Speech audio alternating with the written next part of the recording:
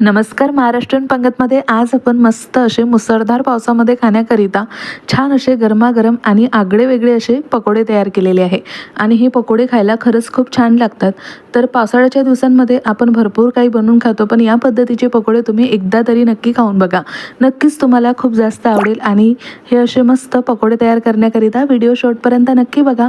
आणि हो, व्हिडिओ थोडा जरी आवडला असेल तर पटकन चॅनलला सबस्क्राईब करा आणि बाजूची बेल घंटा देखील नक्की क्लिक करा. तर चला वेळ न घालवता मस्त असे छान गरमागरम पकोडे तयार करून घेऊयात. तर इथे गरमागरम पकोडे तयार करण्याकरिता सगळ्यात आधी मी इथे एका भांड्यामध्ये 1 ते 1.5 वाटी इतकं बेसन घेतलं.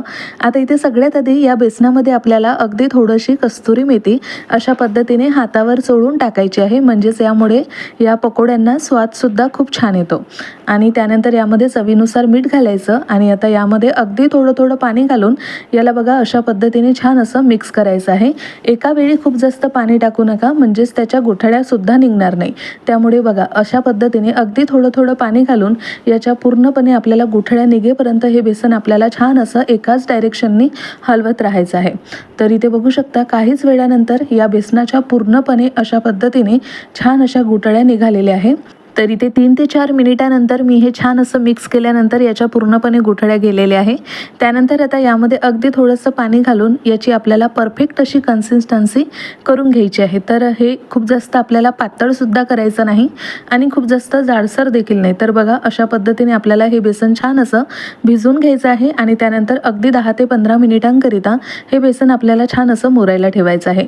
यासोबतच मी ते 2 ते 3 बटाटे छान असे शिजवून घेतलेले होते. त्यानंतर त्याची सालं काढून त्याला सुद्धा अगदी अशी मॅश केलेली आहे आणि अगदी थोड्या थोड्या गुठळ्या त्या बटाट्यांमध्ये ठेवलेल्या आहे. आता इथे सगळ्यात आधी बटाट्याला फोडणी सुद्धा देऊन देऊयात.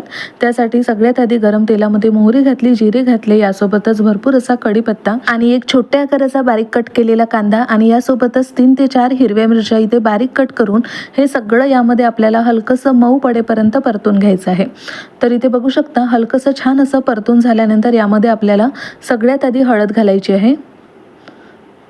आता हळद घातल्यानंतर यामध्ये आपल्याला 2 ते 3 अगदी छोट्या चमच्याने यामध्ये धनिया पावडरसुद्धा आपल्याला घालून घ्यायचं आहे आणि चवीनुसार मीठ. आता यामध्ये हे सगळे जिन्नस छान आपल्याला अगदी मिनिटभराकरिता परतून घ्यायचे आहे.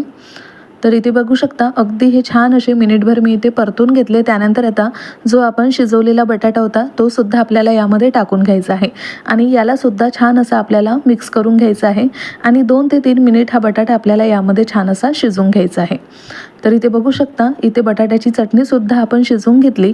त्यानंतर आता इथे सगळ्यात आधी आपण मस्त अशी बारीक कट केलेली कोथिंबीरसुद्धा टाकूयात आणि इथे पकोड्यांकरिता चमचमीत अशी बटाट्याची चटणी तयार झालेली आहे. तर पकोडे तयार करण्याकरिता आपली दुसरीसुद्धा पूर्वतयारी झालेली आहे.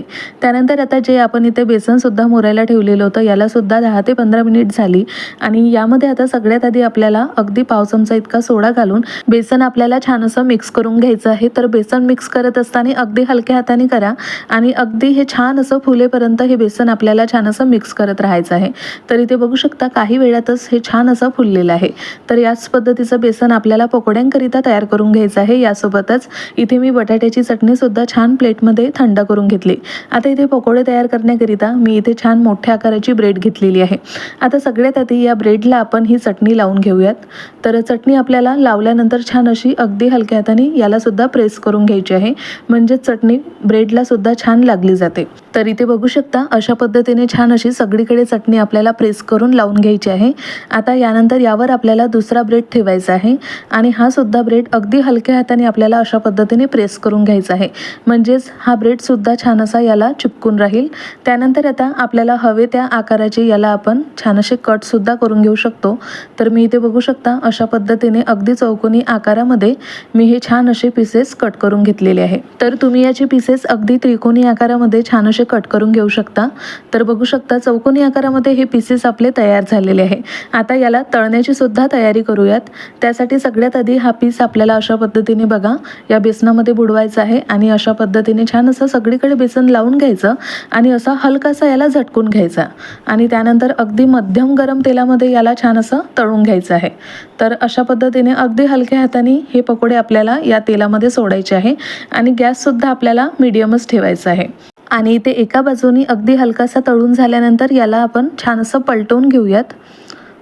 तर बघू शकता तेलामध्ये टाकल्यानंतरच बघा काय मस्त असे हे पकोडे फुललेले आहे। आता पकोड्यांची दुसरी बाजू सुद्धा आपण छान अशी कुरकुरीत होईपर्यंत तळून घेऊयात। तर इथे बघू शकता छान असे हे कुरकुरीत असे पकोडे तळून तयार झालेले आहे। आता हे आपण तेलामधून काढून घेऊयात आणि आता याच पद्धतीने मी इथे हे सगळे राहिलेले पकोडे छान असे कुरकुरीत होईपर्यंत तळून घेणार आहे। यासोबतच हे सगळे पकोडे छान असे टुमटुमीत असे तळून तयार झालेले आहे, मस्त असे फुगलेले आहे। तर इथे मी या पद्धतीने सगळे पकोडे छान असे तळून घेतले। आता तळल्यानंतर सगळे पकोडे आपण एखाद्या टिश्यू पेपरवर काढून घेणार आहोत। तर इथे बघू शकता अशा पद्धतीने छान असे टिश्यू पेपरवर हे पकोडे आपण काढून घेतलेले आहे। आणि आता यासोबतच मी इथे मिरच्यासुद्धा तळून घेतल्या आणि अशा पकोड्यांसोबत हिरव्या मिरच्या तर लागतातच। तर इथे मस्त असे आपले हे गरमागरम पकोडे बनून तयार आहे आणि ते बघू शकता सगळे पकोडे छान झालेले आहे। तर हे पकोडे तुम्ही टोमॅटो सॉससोबत किंवा कोणत्याही चटणीसोबत खाऊ शकता किंवा तुम्ही मिरचीसोबतही खाल्ले तरीसुद्धा हे पकोडे खायला अगदी उत्तम छान लागतात। तर तुम्ही सुद्धा एकदा तरी हे पकोडे मस्त असे करून बघा आणि ही तुम्हाला पकोड्यांची रेसिपी कशी वाटली ती मला नक्की कमेंट करून सांगा। आवडल्यास लाईक करा, शेअर करा आणि महत्त्वाचं म्हणजे महाराष्ट्रीयन पंगतला सबस्क्राईब करायला विसरू नका। भेटूया पुन्हा अशाच एका छान नवीन रेसिपीसोबत, तोपर्यंत खूप खूप धन्यवाद।